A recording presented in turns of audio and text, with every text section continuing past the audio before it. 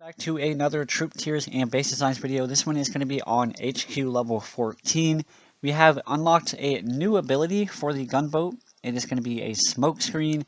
I personally think that you can combine it with the warriors at A tier. It's really not all that effective to the most superior attack strategy in my opinion, which is going to be the all tank strategy. Combine the all tank strategy with Dr. Caven and his Crystal Critters ability, and you have an unstoppable force. To initiate your battles, you're going to want to use your artillery and your barrage, which are both going to go to S++ in this episode. Both of them are very effective. I think they are actually very equalized in effectiveness at HQ level 14. For the gunboat energy cost per use of these two abilities, they're about going to do the exact same amount of damage. And the final S++ tier is going to go to the Shock Bomb. The Shock Bomb is another very, very useful thing when using any attack strategy, to be honest with you. It is going to be that last bit of gunboat energy that you have when you have used all of your artilleries and your barrages. You're going to use the Shock Bomb to get rid of any other boom cannons or cannons that are remaining. The other attack strategies that you can use is going to be Mass Riflemen and Heavy and Bazookas. Obviously, these two pair very well together, and the Rifleman is also very effective. Combine any of those two strategies with the Medkit, and it's going to be an okay strategy. It's only going to go to the S because it's not nearly as effective as that tank strategy.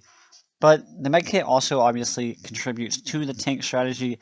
It's just not as effective as these other three gunboat abilities, but you can use it in a pinch sometimes if you need to help save a tank, when Dr. Caven is not around. The final thing is going to be the Flare. The Flare is going to go up to that S+ tier. It is definitely, obviously, one of the more useful things, but you're really only going to use like one in battle, so it's not too important, but S+ is obviously very, very good. Sergeant Brick is not really all that useful. When you're using any attack strategy with her, she's just inferior to Dr. Caven in pretty much every way. It doesn't matter what attack strategy, Dr. Caven is going to be better. Her artillery ability in this HQ level is going to be the worst. I personally think that it's just not good at this point anymore. Yes, it can dish out a lot of damage, but really, unless you're going to use Sergeant Brick here to target a single building and then just use the artillery to help finish it off, it's just not as good as other abilities. Her other abilities are going to be the battle orders and the shield resistance. They're going to go into B tier. They're definitely something that you can use alongside of any attack strategy. You can use the battle orders to help speed up your troops in any attack strategy. So it's a fairly good ability, but like I said in previous episodes, the abilities are only as good as the hero themselves. And the other two abilities for Dr. Caven are also going to go into B tier. This one can help you in a pinch when you see that boom cannon about to fire off. You can quickly use that shield ability. And the resurrection ability is also quite nice, especially since how expensive these tanks are, and how if you lose one tank, it kind of actually does make a difference on the battlefield, so you can have the resurrection ability save your tanks. Other than that, the S++ tier is really the only thing you need to be using at HQ 14, and it will carry you easily to the next HQ level.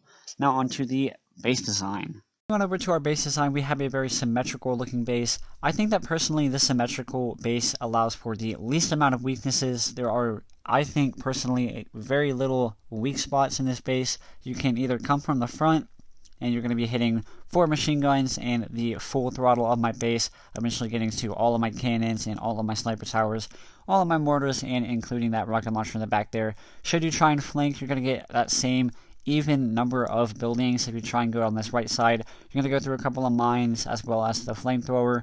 And say you go all the way to the back is obviously going to be probably the weakest spot of this base, but you're at least still having to go through a lot of stuff.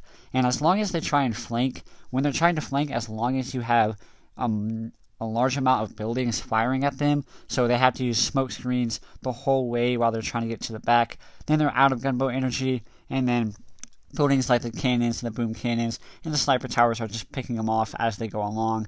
So I think this base is very effective. Obviously in Boom Beach there really is no perfect base. As long as they have higher level troops or just better troops in general, they're going to steamroll your base. It's kind of the unfortunate part of Boom Beach. So either they're going to attack you or they're not going to attack you, and if they do attack you they're going to win.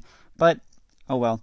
On the attacking side of things, we have our all-tank strategy, as well as that level 9 Dr. Caven with his Crystal Critters. So that's going to be it for HQ 14. We have a new troop that will unlock in the next one, a medic, which goes very well with tanks and a couple other different strategies, but overall, nothing too special. And the weapons lab, which allows us to really bolster our defenses and really have our defense actually mean something, and Boom Beach, which is going to be very fun. Thanks for watching, and I hope you enjoyed.